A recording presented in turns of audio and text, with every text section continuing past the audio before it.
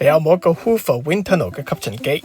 如果你個吸塵機個開關掣唔掂嘅話，咁我而家教你點樣換，你唔需要成架機掉咗佢噶。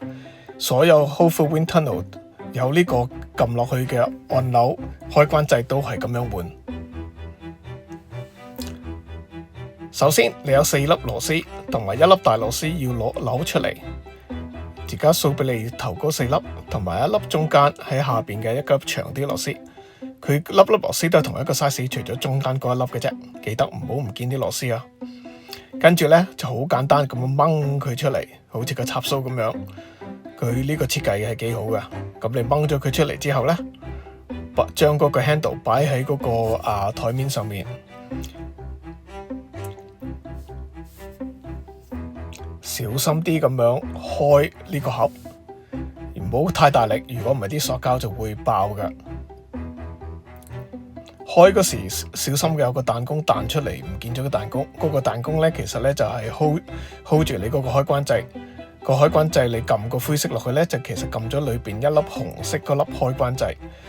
嗰個彈弓呢，就等佢彈上彈落嘅啫，千祈唔好唔見粒彈弓。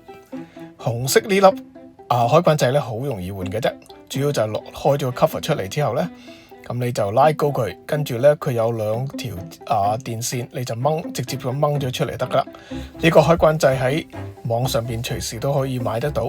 喺呢個片尾我會話俾知個part number。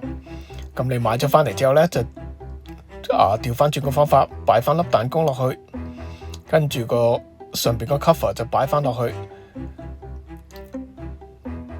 跟住呢，個幾粒螺絲就擰翻緊佢，唔好擰得太緊喎，如果唔係啲塑膠會爆嘅。